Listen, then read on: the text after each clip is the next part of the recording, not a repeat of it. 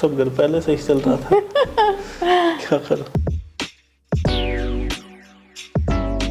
ऐसे ऐसे करके रखता है। मुझे नहीं पता था ऐसा चाहिए तो वाइड देता मैं। हम लोग एनवायरनमेंट के बारे में सोच रहे हैं, है ना? Reusing thing. हाँ नहीं, पेपर में वेस्ट नहीं करता क्या तो। फालतू में क्या है ये?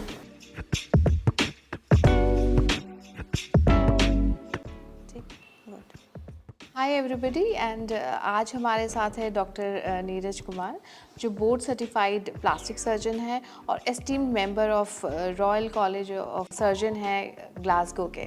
तो sir welcome to our show sir in FCR group. Sir आज हम लोग बात करेंगे गायनोकोमेस्टिया के बारे में। सो व्हाट इट इज़, क्या है सर ये, आप थोड़ा एक्सप्लेन करिए। गायनोकोमेस्टिया आप कह सकते हैं it's a mail breast.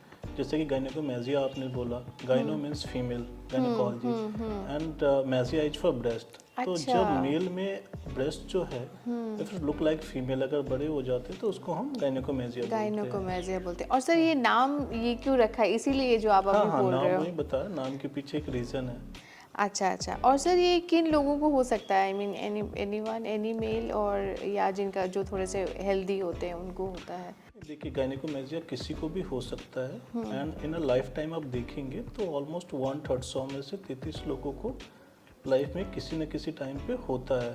But usually ये 80% लोगों में रिजॉल्व हो जाता है अपने आप 1 से 2 साल में। अच्छा। बट कुछ लोगों में रह जाता है। जनरली आप कहेंगे तो पुबर्टी के समय जब एडोलसेंट होता है बच्चा जनरली, उस टाइम, हाँ 12 से 17 टीनेजर साल के के टाइम, बीच में, हाँ। तो उस समय होने की संभावना ज़्यादा होती है ड्यू टू हार्मोनल इम्बैलेंस। अच्छा। और सर ये क्या रीज़न है, जैसे आपने कहा, थोड़ा सा और एलोबरेट करिए कि क्यों होता है ये?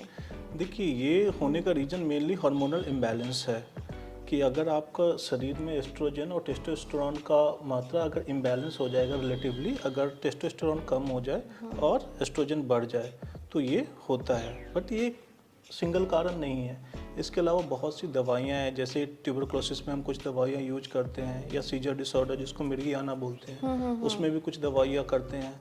तो बहुत सी दवाइयाँ हैं, या फिर स्टेरॉयड इंजेक्शन जो आजकल हम लेते हैं हाँ, बॉडी जिम में, बनाने के लिए, जिम में, राइट। या फूड सप्लीमेंट्स। तो ये सब बहुत से कारण हैं जिसके अच्छा, कारण ये उन्हीं हो की उसकी सकता वजह है। से भी हो जाता है, मतलब हाँ। दवाइयों की वजह से भी ये हो सकता है? बिल्कुल हो सकता है। फिर लीवर डिजीज है या और भी बहुत से बीमारियां अच्छा, हैं जब जो हम कि लोग हम डायग्नोज करने से पहले उन सबको हम रूल आउट करते हैं। अच्छा। और सर इसको डायग्नोस करने के क्या प्रोसीजर है, कैसे हमें पता चलेगा? देखिए इन मेजॉरिटी ऑफ केस जो क्लिनिकल डायग्नोसिस होता है हमारा, जो क्लिनिकल एग्जामिनेशन जो हम मरीज को देखते हैं और उसका एग्जामिनेशन करते हैं डिटेल में, that is more than enough to diagnose. But हाँ, जहाँ सस्पिशन होता है तो उसमें हमें हार्मोनल प्रोफाइल भी उसका कराना इम्पॉर्टेंट होता है। ये पर्टिकुलरली इसलिए भी इम्पॉर्टेंट है कि आपने निकाल दिया और मान लीजिए उसका हार्मोनल इम्बैलेंस है तो उसको फिर दोबारा होने के चांस होते हैं। अच्छा। तो ये चीज़ रूल आउट कि क्या कारण है, क्यों हो रहा है, ये बहुत इंपॉर्टेंट है डायग्नोसिस में। अच्छा। एंड सर ट्रीटमेंट ऑप्शंस क्या क्या हैं इसके? देखिए ट्रीटमेंट ऑप्शन अगर मैं बोलूँ तो ओनली जो रिलायबल है दैट इज सर्जरी। अच्छा, सर्जरी ही सर्जरी ऑप्शन है? है एंड सर्जरी में फिर हम उसमें जनरली लाइपोसक्शन भी करते हैं और एक बहुत छोटा सा चीरा लगा के ग्लैंड भी निकालते हैं। Only treatment modality is surgery. अच्छा, सर्जरी ही एकमात्र इसका ट्रीटमेंट अनटिल अनलेस कि अगर दूसरा ट्रीटमेंट है कि किस रीजन से हो रहा है, सपोज कोई मेडिसिन से हो रहा है तो आपको दवाई बंद करनी है। हाँ एग्जैक्टली, वो तो तो अपने आप फिर रिजॉल्व हो जाता है मेजॉरिटी ऑफ केसेस में। तो डिपेंड करता है रीजन क्या है, but in majority of cases the treatment option is surgery. Surgery. And sir surgery के बाद कुछ खास हमें ख्याल रखना है इसके लिए, चीज़ों का, खास चीज़ों का? देखिए जो सर्जरी हम करते हैं तो उसमें लाइपोसक्शन भी करते हैं और जो ग्लैंड जो मेन हमारे निपल एरियोला कॉम्प्लेक्स जिसको बोलते हैं, जो काला वाला पार्ट होता है उसके नीचे होता है हार्ट सा स्ट्रक्चर, उसको भी निकालते हैं। तो अगर हम ये काम कर रहे हैं तो उसके बाद थोड़े दिन तक एडिमा सूजन रहती है, जिसके लिए हमें प्रेशर गारमेंट देते हैं, उसको पहनना रहता है लगभग 1 से 1.5 महीना। दूसरा रीजन ये भी है कि जब वो साइज बढ़ता है उसका तो फिर स्किन भी तो एक्सेस हो रही है। हमने ग्लैंड निकाल दिया, फैट निकाल दिया तो स्किन तो और ज़्यादा एक्सेस हो गई, ढीला हो गया वो, तो लटका हुआ ठीक नहीं लगेगा। तो वो है कि आप प्रेशर गारमेंट पहनते हैं जिससे कि स्किन आपकी ठीक हो और आगे चल के वो नॉर्मल हो सके शेप उसका। राइट। सर एक और चीज़ मैं जानना चाहूँगी कि ये कितने टाइम के लिए सर्जरी होता है? इज़ इट अ स्मॉल ये फिर से डिपेंड करता है कि गायनेकोमेजिया का ग्रेड क्या है। अच्छा। अगर ग्रेड 1 ग्रेड 2 है तो उसमें हमें स्किन एक्सरसाइज नहीं करनी होती है, बस ग्लैंड निकालना है, लाइपोसक्शन करना है। तो जनरली 1 घंटे से लेकर 1.5 घंटे का टाइम लगता है। बट अगर हायर ग्रेड है, ग्रेड 4 है, जिसमें बहुत स्किन है, स्किन भी एक्सरसाइज करनी है, तो वो टाइम वेरी कर सकता है। तो ग्रेड इज़ वेरी इंपॉर्टेंट। हाँ, टाइम लगेगा। और सर सर्जरी करने के बाद क्या ये दोबारा होने के चांसेस होते हैं?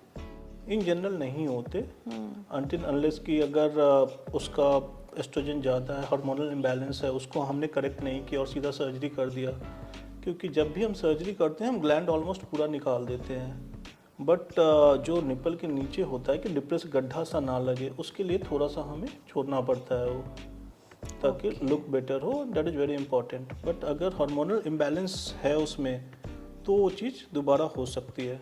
तो वो बहुत इम्पॉर्टेंट है कि किस रीजन से हो रहा रीज़न है, पता करना। ये पता करना और फिर उसी हिसाब से आगे हमें फर्दर ट्रीटमेंट करना है। एंड एक और चीज़ सर, लोग आजकल बहुत ब्यूटी के बारे में बहुत ज़्यादा वो है, कॉन्शियस है मैं बोलूँगी। तो स्कार्स का क्या है? स्कार्स रह जाता है इसके बाद, सर्जरी के बाद? देखिए, अगर ठीक से सर्जरी होती है और आप एक क्वालिफाइड पर्सन से क्वालिफाइड कराते हैं, पर्सन के बाद तो जाओगे। स्कार नहीं आता इन जनरल। अच्छा। क्योंकि स्कार जो भी इंसिजन हम देते हैं उस तरीके से देते हैं कि वो जो काला वाला एरिया होता है उसी में छुप जाए वो, और विद टाइम 4 से 6 महीने में ऑलमोस्ट नॉर्मल हो जाता है, तो उसमें नहीं आता। ओके। अच्छा सर, पोस्ट ऑपरेटिव केयर में हमें क्या क्या ध्यान रखना है? देखिए, पोस्ट ऑपरेटिव केयर में जैसा कि मैं आपको बताना चाहूँगा, गायनेकोमेजिया एक डे केयर सर्जरी है जिसमें आप सुबह आते हैं, सेम डे सर्जरी होती है और आप घर चले जाते हैं और आप सेम डे से नॉर्मल रूटीन एक्टिविटी रिज्यूम कर सकते हैं। बट कुछ चीज़ों का ध्यान रखना इम्पॉर्टेंट होता है, जैसे कि आपको स्मोकिंग नहीं करनी है 7 से 10 दिन तक। आप वॉक कर सकते हैं, जो नॉर्मल आप रूटीन वर्क करते हैं वो सब भी कर सकते हैं, बट आपको एक्सरसाइज नहीं करनी है हेवी, एटलीस्ट फॉर 45 डेज़। और सबसे इम्पॉर्टेंट थिंग कि आपको प्रेशर गारमेंट पहनना होता है, जो कि हम आपको सर्जरी के बाद देते हैं, at least for 1 month to 45 days.